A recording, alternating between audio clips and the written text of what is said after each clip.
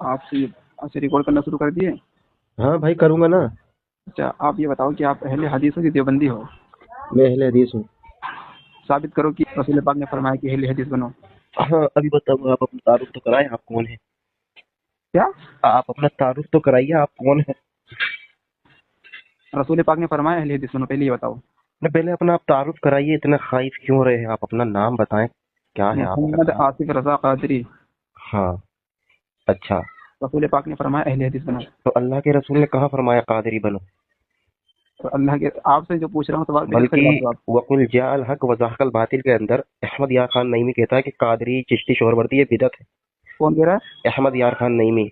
नहीं, आपसे मैं जो सवाल कर रहा हूँ उसका जवाब पहले लो दीजिए ना। भैया, अपने ही अकाबिर को जूते की नोक पे रख दिया आपने। वो बिदअत कह रहा है और आप कह रहे हो कि नहीं। नहीं, अल्लाह मैं अल्लाह। आपको कह रहा हूँ कि आप बताओ कि रसूल पाक ने फरमाया अहले हदीस बनो, पहले ये बताओ।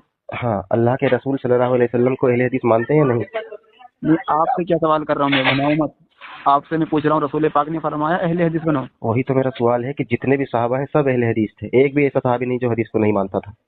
नहीं, हदीस को मानने वाले तो हम भी हैं। हाँ आपसे मैं हाँ। सवाल क्या कर रहा हूँ, आप घुमाओ ना बात। तो आप हदीस बताओ को जब आप रसूल पाक। मानने वाले हैं तो आपको किसने कहा कि आप हदीस को मानो? नहीं, रसूल पाक ने फरमाया अहले हदीस बनो। नहीं, आपको ये किसने तालीम दी है कि आप अहले हदीस हैं? आपने कहा ना कि हदीस को मानता हूँ, तो हदीस को चलो मानो किसने कहा? देखो, मैं हदीस पाक को मानने वाले हम भी हैं, लेकिन हाँ, आप आगे बात इधर उधर मत करो। आप तो बताओ बात रसूल पाक ने बात वाज़ेह फरमाया हो गई। अहले हदीस बनो, बताओ पहले इसका बात जवाब वाज़ेह हो दो। गई। आप अल्लाह के रसूल को रहमतुल्लिल आलमीन मानते हैं या नहीं? मानते हैं, बिल्कुल आप अल्लाह के रसूल को तमाम अंबिया से जो है अफजल मानते हैं नहीं?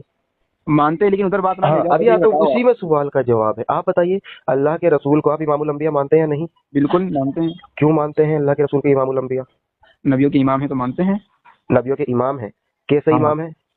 अरे उधर बात ना ले नहीं, जाओ मैं दूसरी। जानना चाहता हूँ ना, क्योंकि आपने एक बात नहीं करी है कि अल्लाह के रसूल नबियों के इमाम है। किस वजह से इमाम है?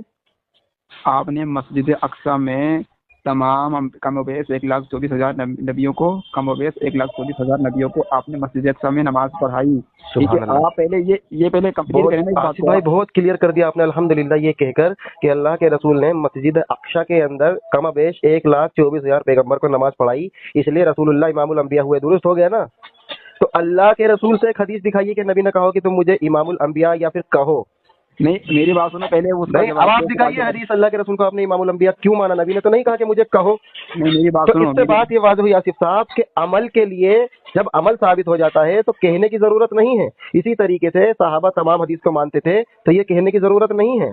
बस अमल अच्छा, साबित है तो अहले हदीस है। जिस तरह से रसूलुल्लाह का अमल साबित है वो इमामुल अंबिया है, यानी अमल से इमामुल अंबिया है, ये नहीं कहा कि कहो। इसी तरीके से सहाबा सारे अहले हदीस से हदीस को मानते थे। नहीं नहीं नहीं, मेरी बात चलो जी, बात हो इधर गया उधर काम उधर आपका, मत बस जाओ इतनी रिकॉर्डिंग आप। करनी थी, जाइए।